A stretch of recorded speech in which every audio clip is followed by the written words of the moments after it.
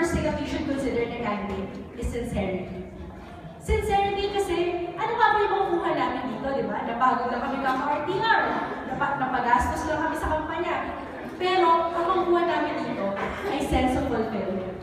Sense of fulfillment dahil, at the end of the day, alam namin na nakatulong kami sa kapwa natin. Sense of fulfillment kasi alam ko na at the end of the day, na-voice out ko yung gusto ng mga tao dahil alam ko ang pinag-uubutan nila. As an board president, an board member, and an ordinary law student, inaamin ko sa inyo, marami rin akong nagugot. Yung kaisa-isang fundraising na ginagawa namin sa kapwa, ang Honesty Store, pinatanggal ng admin. Na-experience ko rin na maghintay ng 2 to 3 weeks para lang ma-release yung funds na kailangan ko sa project ko. At na-experience ko rin na ipatanggal yung main source of income namin, at least for on our own part sa batch, ang show may sila ng HR, pinatanggal din ng ASEL. Yung midterms, pinatanggal ng admin.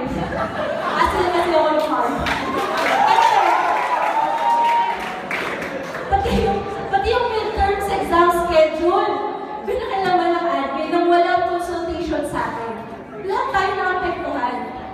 Kaya kaisa niyo ko. Dahil alam ko kung ano yung pinabuhutan nyo. Ngayon kung tatanong ko, bakit naman sa lahat ng posisyon, treasurer pa, di ba? Pwede namang iba na lang.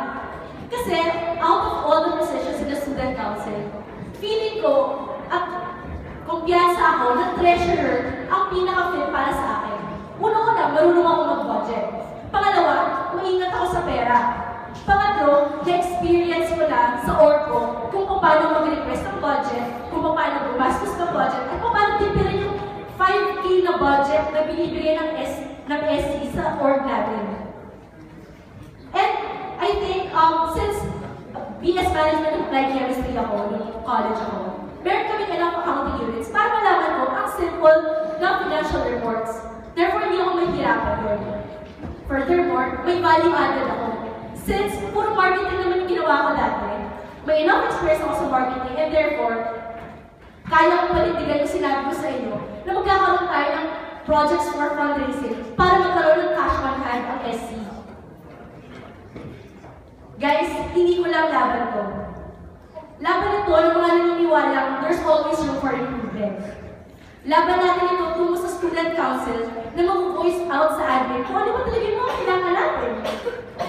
Kaya sa mga naka-experience ang bad reset, sa mga nahuyo yung reset, nahuyo nila yung prof nila during their reset, sa mga tao bumagsak sa exams, sa mga tao naging highest na sa exams, at sa mga tao sakto lang, para sa inyo ang laban ako.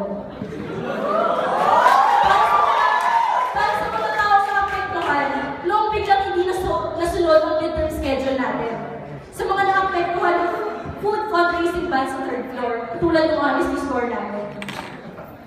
Para sa mga hindi na satisfied sa half-food. Para sa mga tao hindi na kaya maghintay ng 2 to 3 weeks na release ng accounting department sa kanilang mga budget. Para sa inyo ang laban ako. Sa mga kaibigan kong walang sawa sumusuporta sa akin. Sa mga tao na naniniwala sa akin. At sa mga tao hindi pa naniniwala sa akin. Kayo ang inspirasyon ko sa laban na to. Tinuturing ko kayong lahat na bros and sis ko.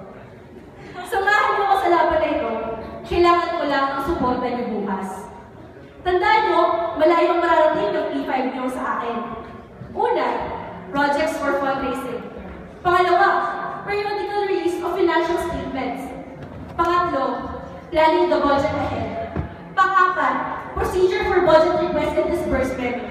At pang-lima, primer for our budget.